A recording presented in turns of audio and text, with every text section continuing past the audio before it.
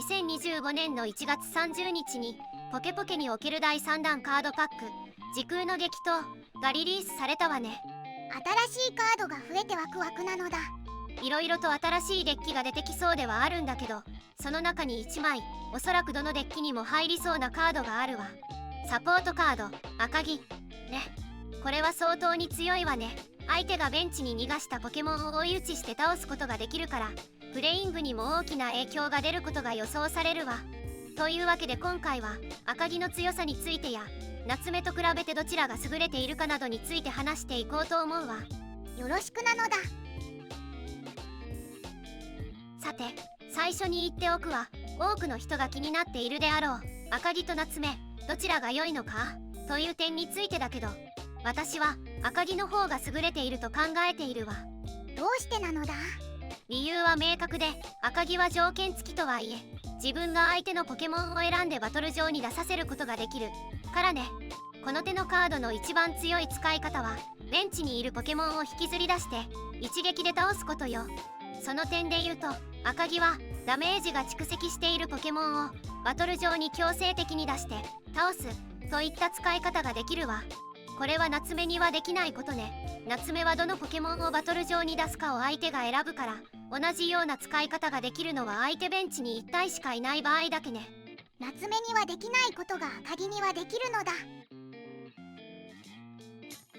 それでは皆が私と同じように考えて、現在デッキに入っている夏目が赤城に置き換わったと仮定して、その場合プレイングにどのような影響が出るかについて考察していくわ。まず現在はバトル上にいるエースポケモンにダメージが蓄積して倒されそうになった場合、一旦ベンチに引いて次のポケモンを出すという選択肢を取ることができるわ。これはベンチに直接攻撃できるポケモンが限られていること、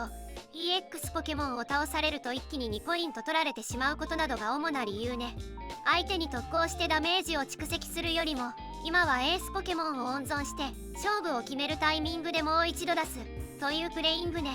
しかし赤城というカードが存在することにより、この選択が敗着になる可能性が出てくるわ。一旦引いたことにより相手に攻撃できる機会が1回失われて、次のターン赤城によって引きずり出され倒されて逆転の機会も失われる、こういったことが起きる可能性があるわ。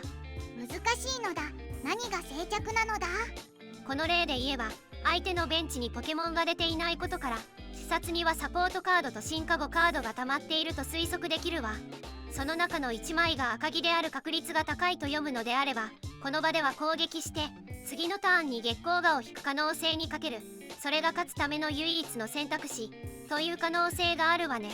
夏目しか環境にないのであれば一旦引いておくのが静着なんだけど難しいわね。以上、少しではあるけど赤城について語らせてもらったわ。参考になったかしら。考えることが増えて難しくなったのが分かったのだ。現在は夏目に対する対策としてベンチに複数匹のポケモンがいる状態にしておくのが望ましいから、種ポケモンをデッキに複数匹入れておくのが良いとされているけど、夏目ではなく赤城がメインで使われるようになるなら、デッキには最低限の種ポケモンのみを入れてポケモン通信を絡めて安定的に進化を目指すみたいなデッキが今後出てくるかもしれないわね。これ以上僕を混乱させるのはやめるのだ。ふふふ。それじゃあ今回はこの辺りで。ご視聴ありがとうございました。なのだ。今後もポケポケに関する動画をアップしていく予定ですので、よろしければチャンネル登録、高評価もお願いいたします。